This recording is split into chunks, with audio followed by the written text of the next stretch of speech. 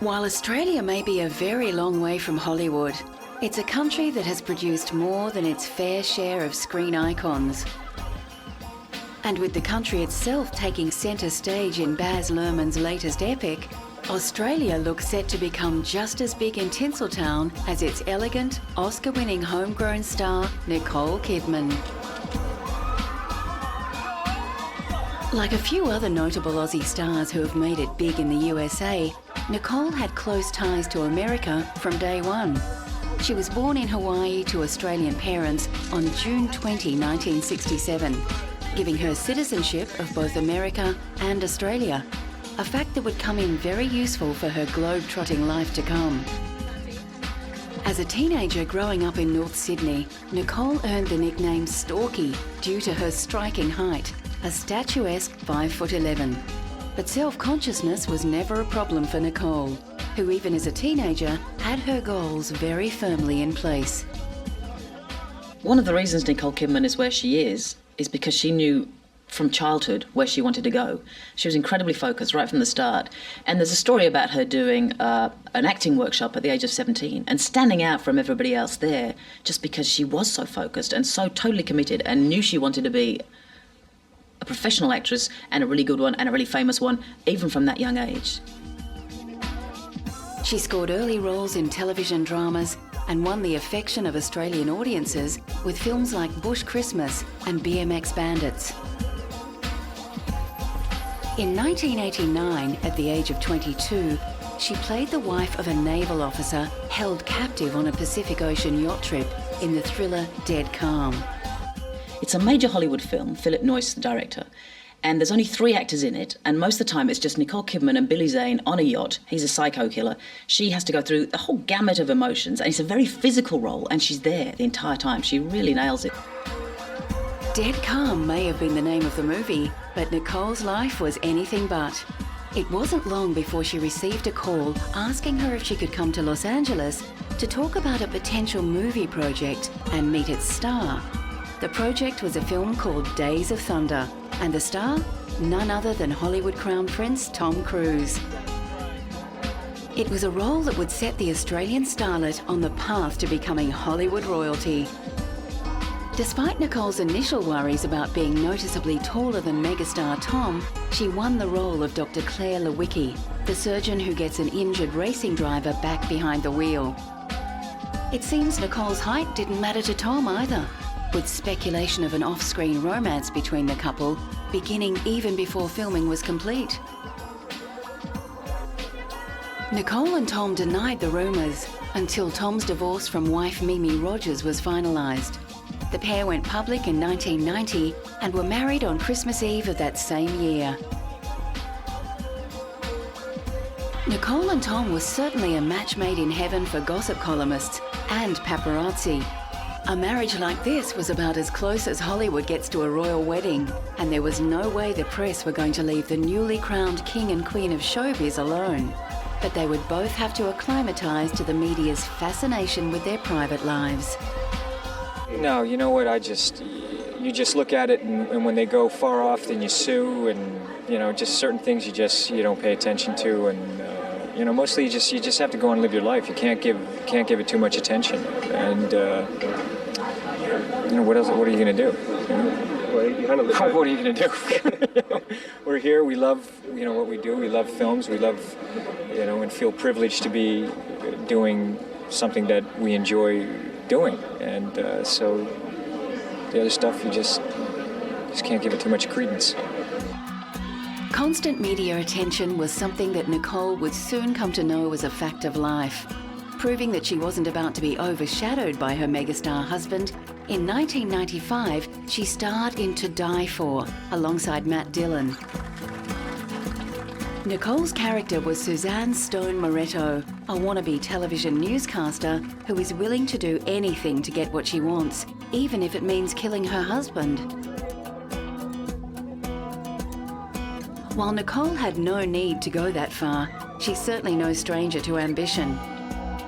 Rumour has it she called director Gus Van Sant personally to ensure she was cast ahead of rival actress Meg Ryan, and later spent days locked in a motel room watching trash TV to make sure her American accent was the real deal. I think because she is raised in a world where television is everything.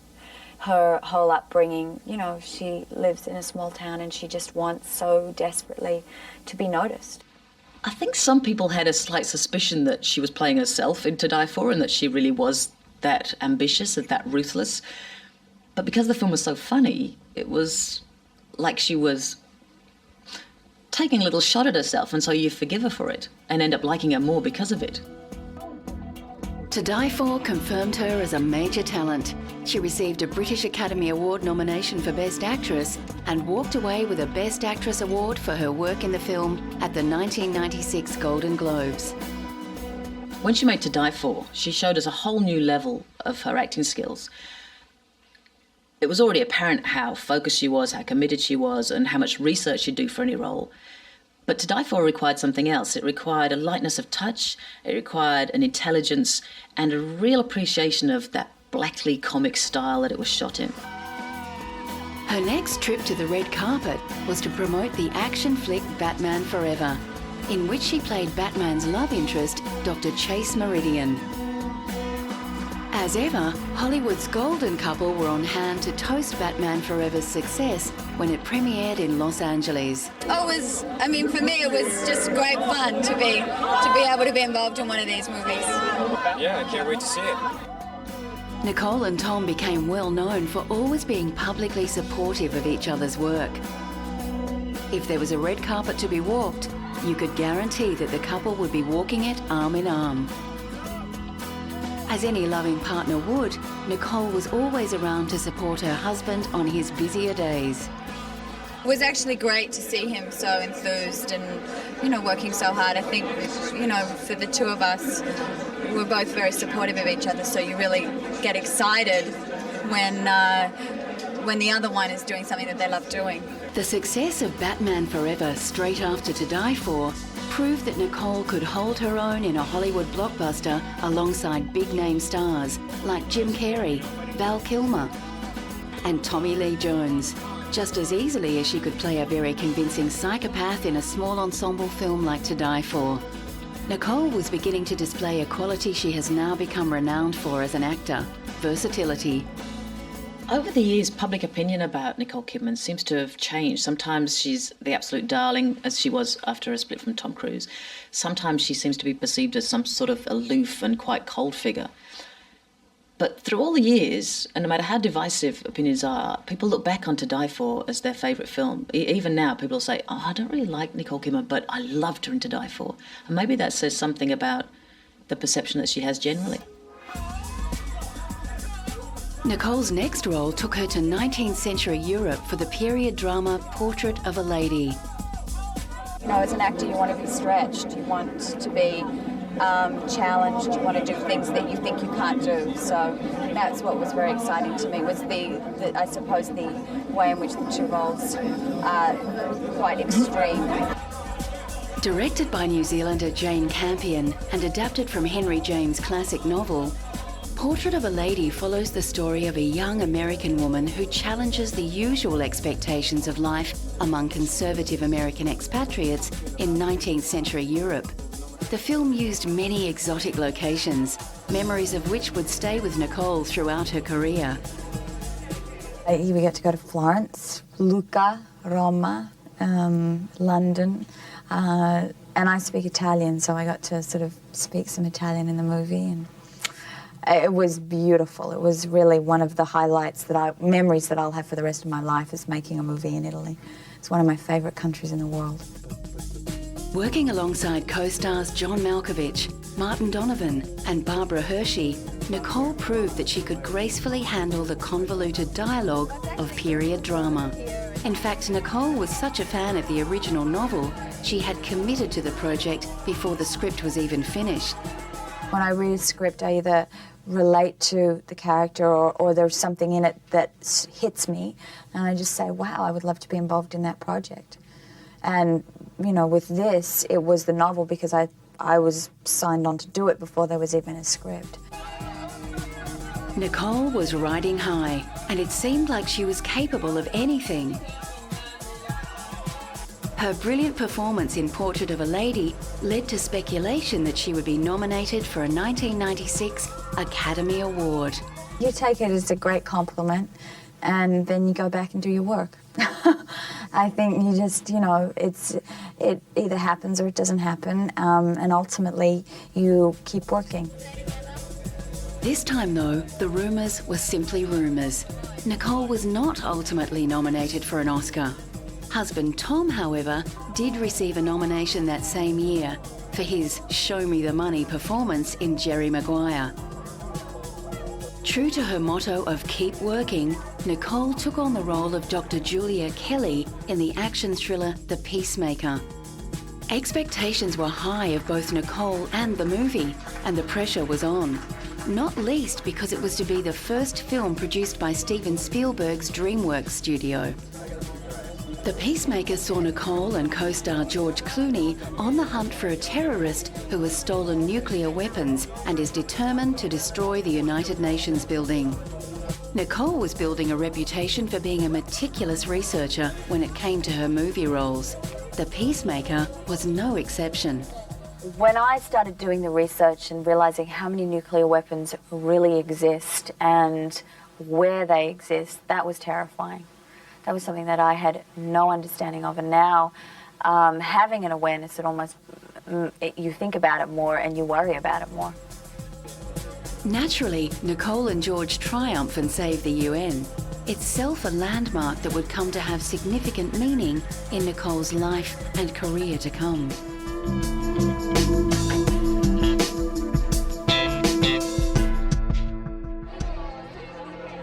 The late 1990s were a busy time for Nicole, both on a professional and personal level. She dabbled in a little witchcraft alongside Sandra Bullock in the comedy Practical Magic, and spent 6 months studying the method at the New York Actors Studio. Meanwhile, she and Tom had adopted 2 children, son Connor and daughter Isabella. With million-dollar incomes, lavish homes in Sydney and Los Angeles, and stellar careers, they were scaling heights no other Hollywood couple could match. Then came the rumours that they were deep in preparation for their first film together since Ron Howard's Far and Away in 1992. Directed by Stanley Kubrick, Eyes Wide Shut would tell the story of a New York doctor who embarks on a surreal, sexy adventure after his wife reveals that she has contemplated having an affair.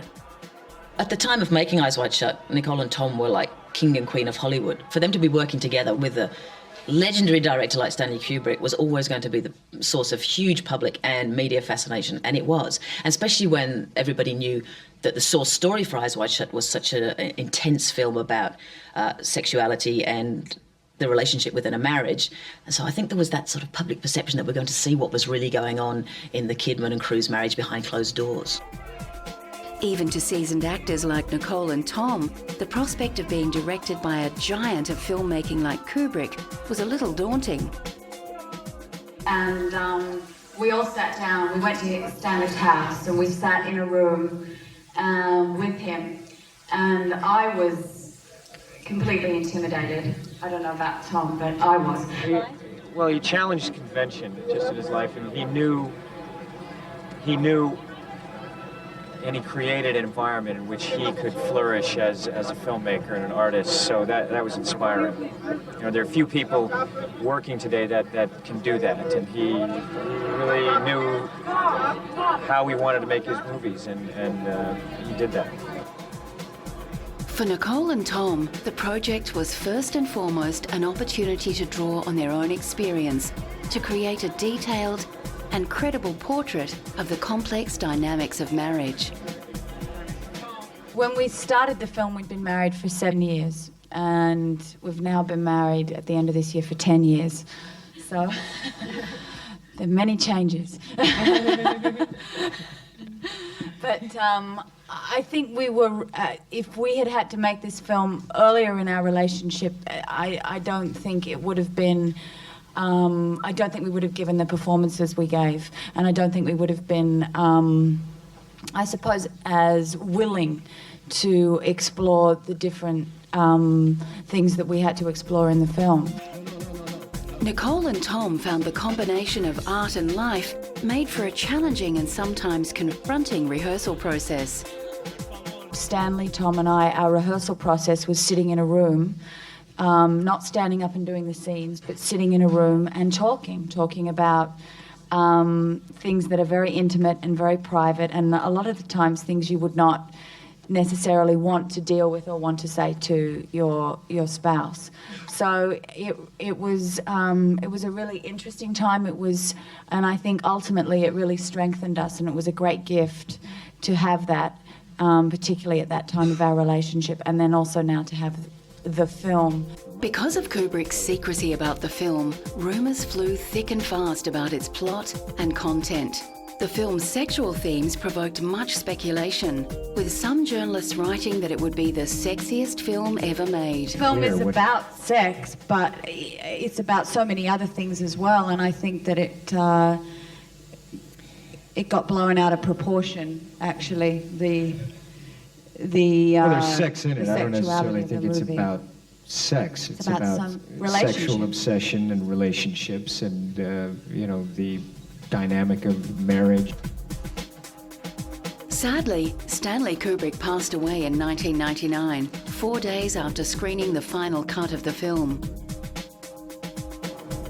And despite the hype, many critics did not find Eyes Wide Shut to be as sexy as they had hoped, with some reviews calling the film cold and slow.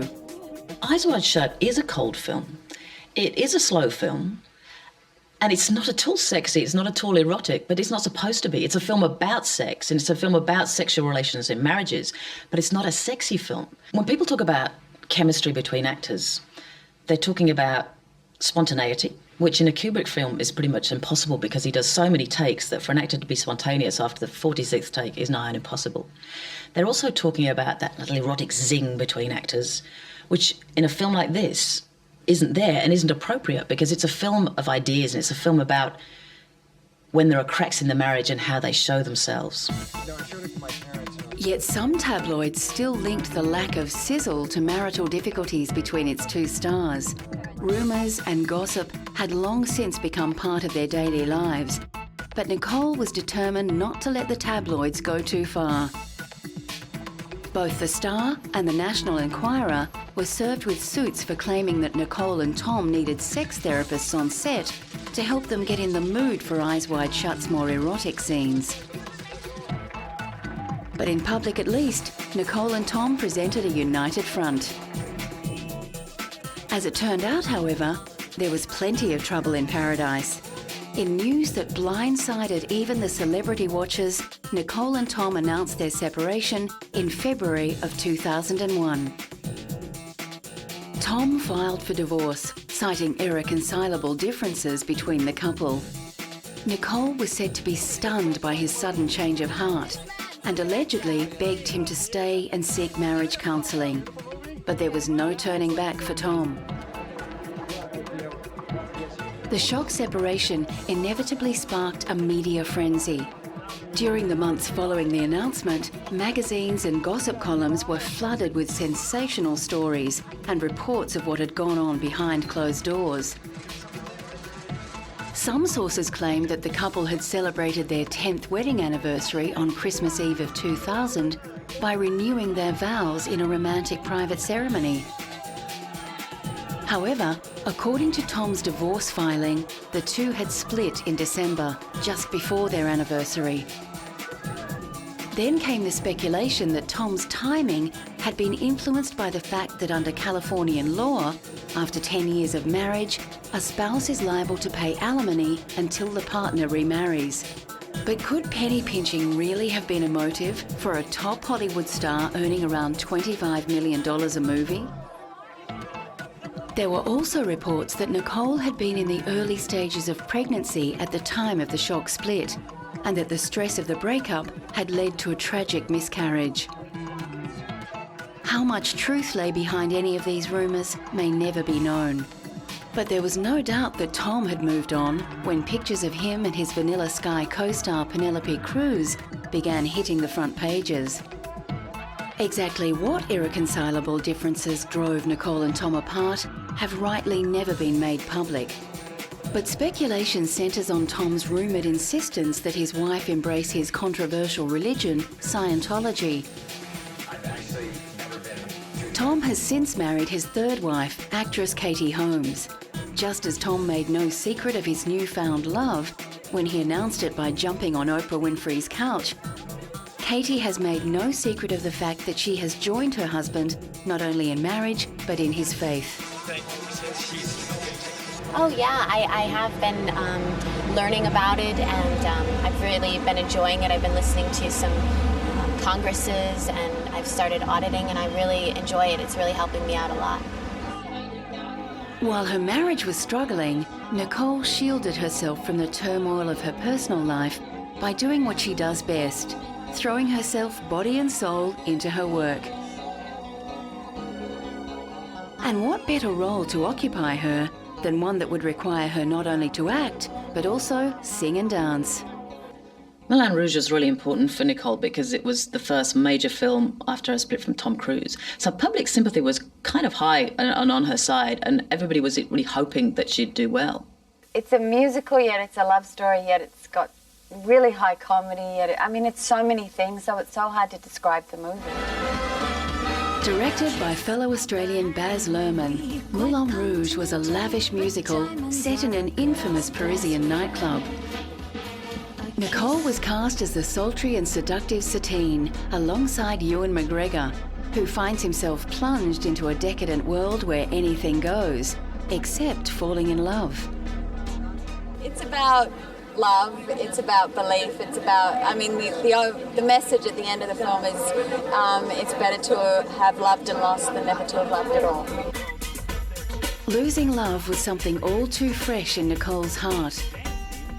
During the promotional tour for Moulin Rouge, she admitted feeling overwhelmed at times by the attention given to her recent divorce. And people want to know out there, like, about your personal life, anything you talk about. Have you moved on from Tom? Is that? I don't think you ever move on. Yeah. I think that, but certainly, anyway, too personal. Despite her personal life being in the spotlight, Nicole's incredible work in Moulin Rouge proved that nothing was going to upstage her most versatile performance yet. Nothing else. No one can deny that she's a surprise. Like, you see parts of her you haven't seen before. And I think it's true, and she is, in her very essence, like an old-style movie star in the sense that she can be wacky funny, tear your heart out, and then she's got this singing, dancing ability now, so... Nicole even found time that same year to record the #1 single, Something Stupid, with Robbie Williams for Christmas of 2001. Singing, usually confined to the shower. I sang in a band when I was 17, where I would do the Blondie covers. That was the extent of my singing career. And then suddenly, when I got cast in this film, I was in a recording studio with people who'd recorded with Madonna and Annie Lennox and Bjork. It was amazing for me. Entirely shot on sound stages at Sydney's Fox Studios, Moulin Rouge was an incredibly demanding experience for Nicole, who injured her knee while filming a complicated dance sequence. Just the idea of having to work. We worked 17 hours a day on this thing to get it done because we didn't have a huge budget to make it, and so you have to work longer hours to get everything done. And he's a very demanding director, a fantastic director, but extremely demanding. So the physical sort of thing of being very tired and still having to get through it. But as an actor, you dream of working on something like this.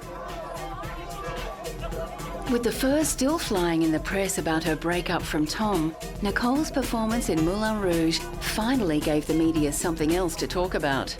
Public sympathy was so high for Nicole Kidman at that point, she really would have had to make a major mess up for it not to work. And she didn't. She showed us that she could sing and she could dance and she could act all at the same time, which is a triple whammy, really. But I think out of context, her performance is overshadowed by that of Ewan McGregor's. There's something so vivid and vital and alive about Ewan McGregor in that film. He's completely compelling, whereas Nicole Kidman's Satine is slightly more ethereal and hard to grasp a hold of. However she had managed to pull it off, the scorned woman had certainly picked herself up, dusted herself off and turned in an award-winning performance. Her all-singing, all-dancing role in Moulin Rouge won her a Golden Globe for Best Actress in a Motion Picture Musical or Comedy in 2002. Having already won the public sympathy vote, she was now being painted in the media as a champion of triumph over adversity. The success of Moulin Rouge also saw a huge resurgence in popularity for movie musicals worldwide. It's really exciting to know that there's other musicals now being made, like Chicago's going to be made and Rent, and it's nice to have been part of a film that started, hopefully, a whole new, we get to see musicals again, which is terrific. Nicole's next role would take her a long way from the glitz and glamour of the musical to a much darker place in The Others. True to form, Nicole chose a role that was as different to her previous one as possible. Well, actually last year I made both these films, and I was so lucky because I got to do Moulin Rouge and The Others in the 1 year, and creatively as an actress you just don't get to do such diverse characters, and that was the thing, that they were both so different. To play Satine in a courtesan and then to go and play this sort of very sexually repressed woman who's trapped in this house, that's fun. Directed by Alejandro Amenabar, The Others is a terrifying tale of a young mother living with her children in a seemingly haunted country mansion. I love the genre. I love to be scared. I like to go and see a movie where I scream and jump, and it's something that I enjoy to see. So. Unfortunately for Nicole, the knee injury she sustained while shooting Moulin Rouge flared up during production of The Others, forcing her to pull out of the lead role in her next picture, David Fincher's Panic Room. The role went to Jodie Foster, but Nicole still has a presence in the film as a voice on the telephone. Likewise, it was Nicole's voice, or her transformation of it, that got people talking about her next role. This time in the low-budget English film Birthday Girl. It's sort of a black comedy, romantic comedy, thriller, quirky, weird film. But it's, I think it's got a lot of heart to it as well, which is what I liked about it. The unlikely coupling of these two people. Yet I think there's something quite beautiful about how people who are so different can still be so right together. For the hugely challenging task of playing a Russian mail-order bride, Nicole had to learn to speak and swear in Russian. Nicole's radical conversion into the treacherous character won over even the toughest of critics. Even speaking such kind of terrible words and even acting such kind of a girl, Nicole Kidman is still a very beautiful and attractive woman, and it is nice to see such a face of a Russian lady in the cinema. So it is sensation. To achieve this metamorphosis, Nicole sought help from a woman who worked at the Russian embassy in Australia. She'd never worked on a film before, and I just said, teach me Russian, teach me how to speak as a Russian. And so I didn't work with a dialect coach on the actual Russian, I just worked with a Russian girl. If transformations were becoming part of Nicole's trademark, she was about to up the ante in a role which would at last earn her the Best Actress Oscar that had so far eluded her. In 2002, she starred alongside Meryl Streep and Julianne Moore in The Hours, playing the tragically short-lived novelist Virginia Woolf. I think I just loved her, as I found out more and more about her, I just thought how much I admired her and respected her and was fascinated by her. She's fascinating, and her ability to put her thoughts and her struggle and all of the ideas that she had about life and connections and into these stories. It's just wonderful. While Virginia Woolf was a great novelist, she certainly wasn't known for her great physical beauty. Such was Nicole's dedication, she surprised the film's producers by insisting that she substantially alter her appearance for the role. For the hours, Nicole wore a prosthetic nose, which made her almost unrecognisable as the famous beauty we know and love. I never watched dailies, so I just saw the makeup test really, and then after that I didn't give it a second thought. I basically, you know, it was more just about, I didn't want to be overwhelmed or intimidated by her too much, because at first it was daunting, and then I went, no, I've just got to be true to this woman, got to find her, I've got to step in and just do it, you know, and not monitor or censor anything. Nicole's portrayal of Virginia Woolf was acclaimed by film critics worldwide. Hollywood has a history of giving Oscars to actors who actually deserve them for previous films or better performances, like Elizabeth Taylor winning for Butterfield 8 when she was much more interesting in Cat and Hot Tin Roof or Suddenly Last Summer. And around the time of The Hours, Nicole Kidman also made films like Dogville, which is a much more interesting film. But the Academy likes a bit of literary illusion, so The Hours wins out. The Hours was such a success that when 2003's Golden Globe Awards rolled around, Nicole found herself in competition with her own co-stars Meryl Streep and Julianne Moore. The Golden Globes, however, were just a warm-up for the big event. On Oscar night, Nicole was honoured with her first Academy Award for Best Actress. Having reached this important milestone in her career, Nicole was faced with the difficult choice of what project to take on next. It's very difficult to not get distorted in your view of where you want to go and what you want to do, and I think you just constantly have to come back to the simplicity of, I want to work with interesting people, I want to work with people that have something to say, and try to do films that are relevant, you know, to what you're feeling at this time. I know that sounds sort of like waffle, but it actually has some meaning to me.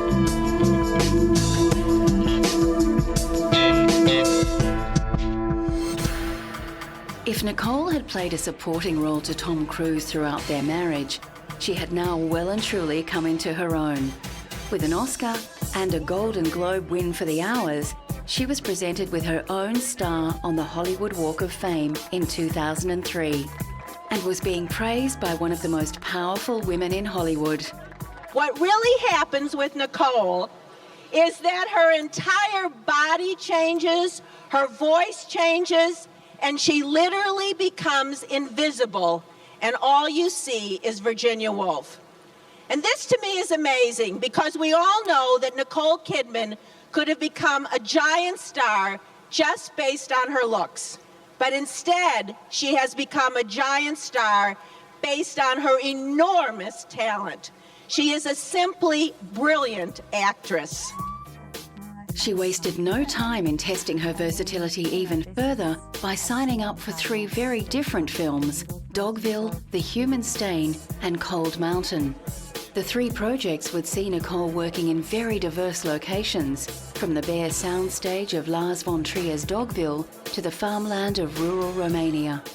There is something beautiful about being, instead of in a studio, being out in the mountains. And we were in the mountains of Romania, and we were working in this beautiful sort of fresh air with trees. I mean, the conditions were extreme, but at the same time, I'm much more an outdoors person than an indoors person. So if it's a choice between a studio and a location, I'll take the location anytime. After the grueling process of making 3 films in rapid succession, came the grueling job of flying around the world to promote them. In between filming her next projects, she managed to squeeze in some family time. I'm in the process of finishing Stepford Wives, and then I'm going back to see my mum and dad, and my dad's coming over to see me in a week, so. And my sister just had another baby, so she's coming over in 3 weeks to New York. A rather less joyful part of Nicole's life was the constant torrent of tabloid gossip directed at her. Rumours were doing the rounds that she and her Cold Mountain co-star Jude Law had an affair while making the film, causing the breakup of his marriage to Sadie Frost. Nicole denied the rumours and successfully sued British newspapers, The Sun and the Daily Mail, donating the proceeds to charity. But then, having taken over from Julia Roberts as the highest paid actress in Hollywood, she could afford to. Not only could she now command more than $20 million per movie, she was also riding high on her status as the world's #1 fashion icon. Even more impressively and annoyingly, choosing just the right outfit seemed to come effortlessly to Nicole. Pretty decisive. I just sort of see a dress that I like and I go, that's what I'm going to wear. I don't put an enormous amount of deliberation into it, but I just sort of know what I like and I go, yeah, that seems like I would feel comfortable in it. I do like to be able to sit down in it and I like to be able to eat in it. Her porcelain skin, immaculate style and perfect poise had long been drawing comparisons with classic Golden Age beauties like Audrey Hepburn, and her statuesque frame had made her the favourite clothes horse of top designers like Karl Lagerfeld and Balenciaga. In 2004, Nicole was crowned Woman of the Year at the Elle Style Awards. Once again, she was playing down her style queen status. I feel very uncomfortable doing these things, sitting talking to a camera and not being there able to party. So I've got my own little pathetic bottle of champagne, my own glass, and I'm going to sit here and have a toast. The same year, Nicole signed a deal to become the face of Chanel No. 5 perfume and featured in a $42 million 3-minute film directed by Baz Luhrmann to promote the fragrance. Her reported fee of around $3.7 million has made her the highest paid actor on record, earning more than $1 million per minute of screen time. But having reached the pinnacle of her career in terms of earnings and celebrity status, she was still hungry for new challenges in her film work. And her next big challenge came in the shape of her 2004 movie Birth. Directed by Jonathan Glazer and co-starring Lauren Bacall, it centred on a woman who becomes convinced that a 10-year-old boy is the reincarnation of her dead husband. The film, which involves Nicole taking a bath with the boy, asked more questions than it answered and sparked a wave of controversy. There was a lot of hoo-ha at the time because the 10-year-old boy's got a man trapped inside his body, and there's a scene particularly in the bath with Nicole Kidman and the boy. But it's shot very carefully. They're hardly in the same room when they're actually shooting it. And I think it was really a bit of a storm in a teacup. I love to make films that cause discussion, which is why I don't like to actually answer specifically what does this mean, or because particularly on something like this, people debate it and they all have a different, was it really her husband or was it, it's divided. Then, after starring in remakes of The Stepford Wives and 60s comedy series Bewitched, Nicole moved on to some more conventional material, a good old-fashioned thriller. The Interpreter, directed by Sidney Pollack and co-starring Sean Penn, would be the first movie ever filmed inside the world-famous United Nations building in New York. It's an honour, actually, to be shooting here, and we shoot on the weekends so that everything can still get done during the week. The United Nations itself had been playing an increasingly important role in Nicole's off-screen life. Having been involved with UNICEF for almost 15 years, she was soon to be appointed as a Goodwill Ambassador for UNIFEM, the United Nations Development Fund for Women. We're here today because Nicole Kidman has agreed to become a different kind of UN interpreter. An interpreter of the United Nations message that we will not achieve our human development ambitions until women are able to participate fully in the process. I, for one, am very pleased that Ms. Kidman has accepted UNIFEM's invitation to become a United Nations Goodwill Ambassador. Nicole had first become aware of the United Nations Development Fund for Women after her mother heard a program on the radio about the work that UNIFEM was doing in Cambodia to create economic opportunities for rural women by reviving traditional skills. And this really moved me. And it was at that point that I tracked down who was the head of Unifem, this woman here, and I called her up and I said, listen, I heard about some of this work. I don't know what else you're doing for women, but I would very much like to be able to help you and be involved in any way that I can. Nicole's role as Unifem's Goodwill Ambassador has taken her even further afield than her most out-of-the-way film shoots. But even her film roles still serve to remind Nicole of the reasons she has taken on this important charity work. I did a film, The Human Stain, where I went and met with a lot of women in shelters, abuse shelters, and I think the stories that I heard there, and this was in America, were so disturbing that probably, as I was saying, the layer upon layer of things that lead you to something like this, a position like this. So I know that those stories very much contributed to me going, I have to find a way in which I can somehow help these people. And I think when you've been given a lot in life, it's very much your duty to find the places where you can give back. Perhaps it was all that good karma that brought her the romantic reward she'd failed to find since splitting with Tom in 2000.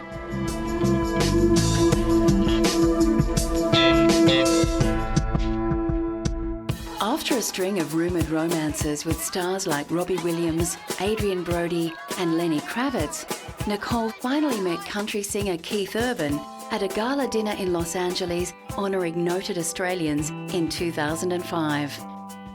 Rumours of a romance started circulating soon after, when Nick and Keith were spotted dining out together and Nicole even joined him on tour.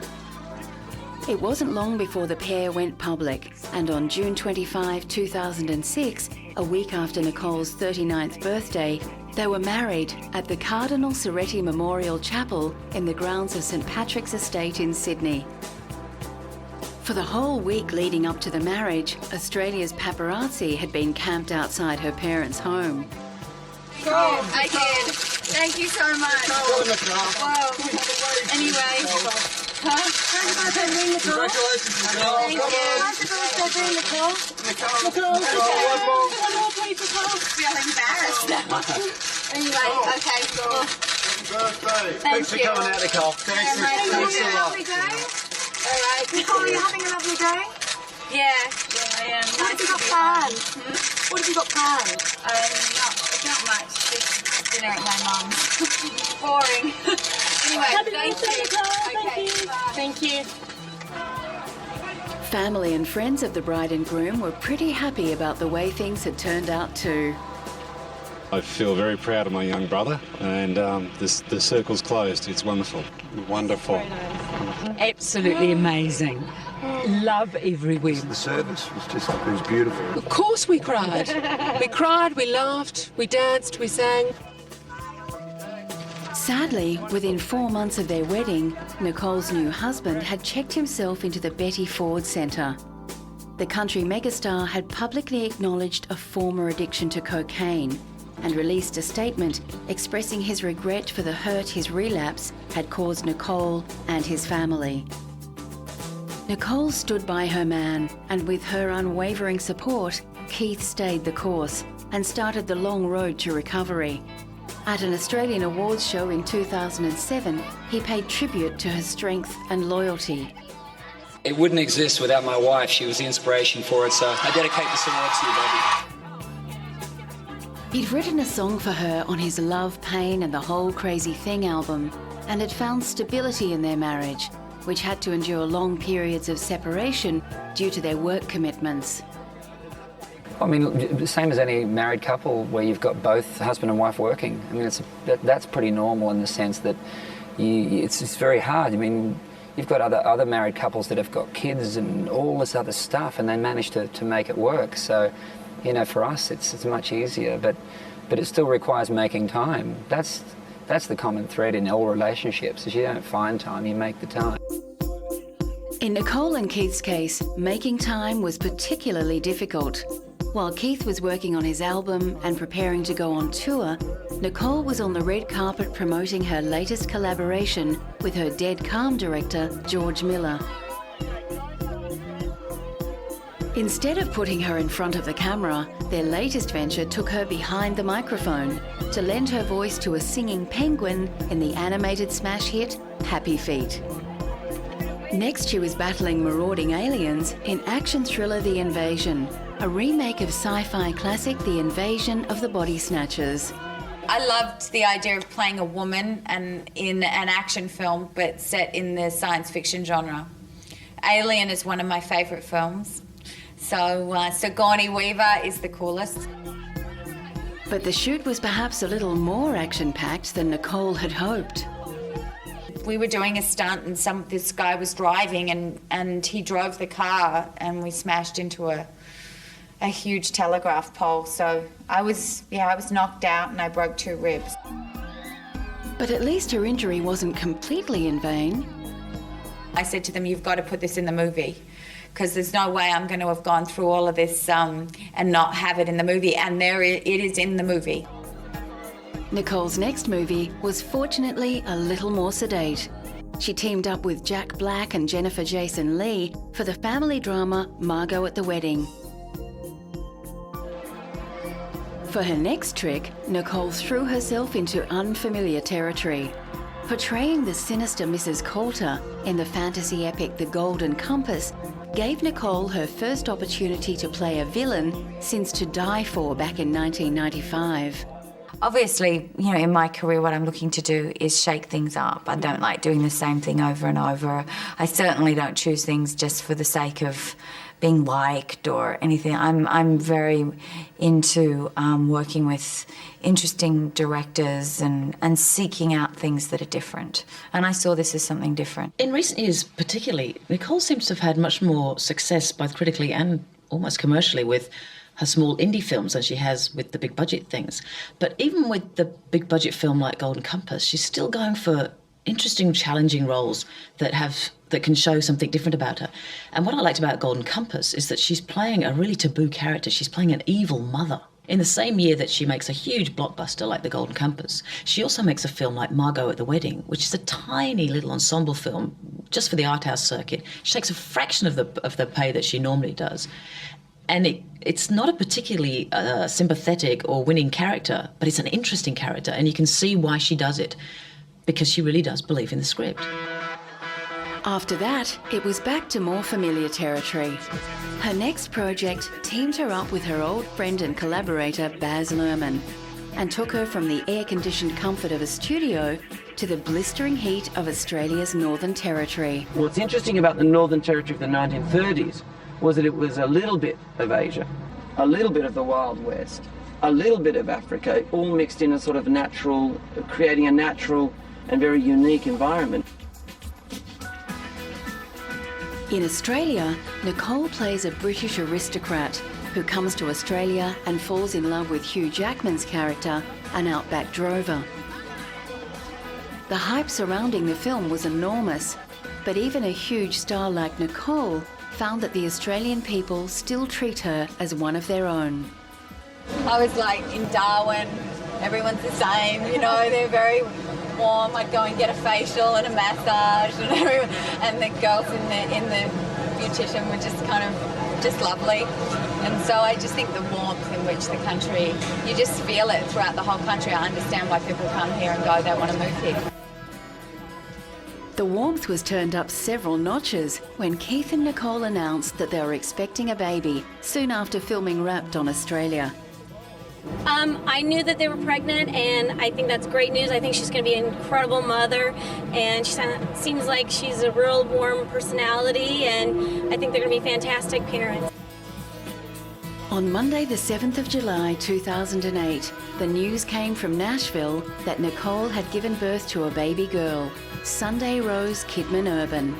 Less than a month later, Nicole and Keith were back in Sydney, proudly showing off their new addition to friends and family. With 2 teenage children and a brand new baby to care for, as well as her marriage to Keith, journalists were keen to know how she would go about balancing her family life with her career.